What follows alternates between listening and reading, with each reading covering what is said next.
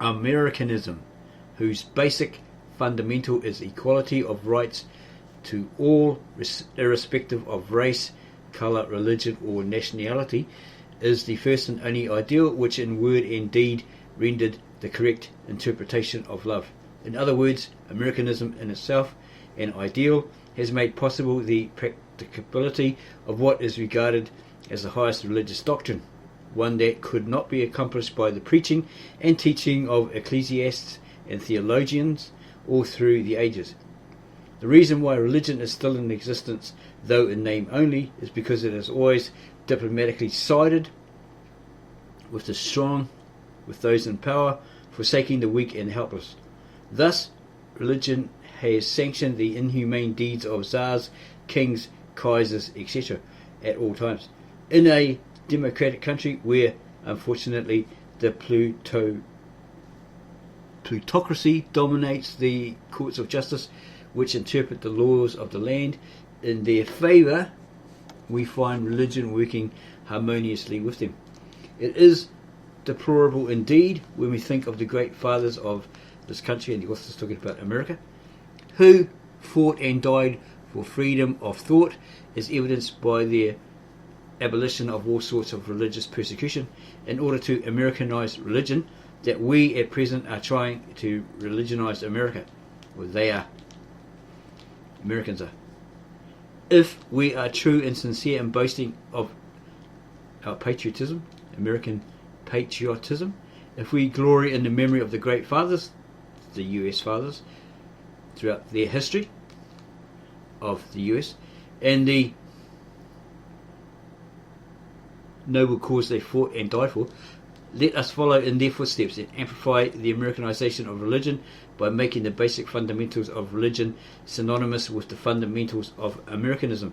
These do not imply any particular belief, but are fully convincing when properly interpreted and applied, thus defining religion as a faith that a patriotic American would be proud to adhere to or follow. There are other defective standards of the present social order which suggest the unification of Americanism and religion. These could be modified so as to be made acceptable to the strongest supporters of the separation of religion from the state. An outline of the ideas to which the consideration of these matters gives rise, as well as a suggestion of the necessary amendment to the Constitution of the United States to carry them into effect, will be given in subsequent paragraphs. Law and obedience.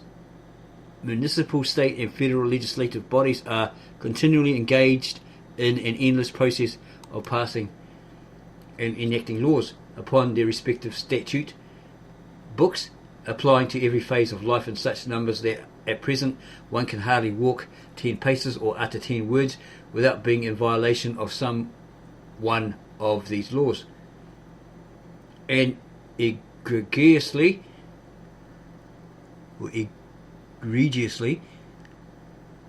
whether a city ordinance or a state or federal law, no problem has been solved. Rather, a new problem arises as to how to enforce this law. In some instances, the problem of enforcement is being debated and discussed even before the passage of the law or simultaneously with its passage. Why is it that a law passed by a body of legislators representing a government by the people and for the people should have to be enforced upon the people? Are the American people disobedient? On the contrary, the American people have, in many instances, individually and collectively, demonstrated not only obedience to law, but also the virtues of self-denial and self-sacrifice for any worthy cause. Moreover, the passage of some laws of recent date and amendments to the Federal Constitution recently adopted prove that a majority of the citizens of America have sacrificed some of their personal liberties in favour of a minority. Such a people certainly must be conceded to be lawful and obedient. What then makes necessary the enforcement of these laws, which might be expected to be cheerfully obeyed by a law-abiding people? The answer can be found in the following reasons. First, every law in force has not been passed and enacted because it has met with the approval of the majority of the people, but because of the influence of a few, and in some instances the passage of a law could be accredited solely to the oratorical ability and social standing of the one who sponsored and advocated it, not to mention those laws passed through the direct influence and activities of religious, political and financial interests. Second, most of the laws appear to be contrary to justice. Whether this is due to the manner or circumstances in which the law was passed or the ambiguity of its wording must be determined in each case individually. Justice, a thing everybody craves and demands. Furthermore, while each party to a suit makes such interpretations of the law as will allow it to claim justice on its side, and while in every case of opposing opinions and disagreement, law intervenes with its stern decision in giving satisfaction to only one side.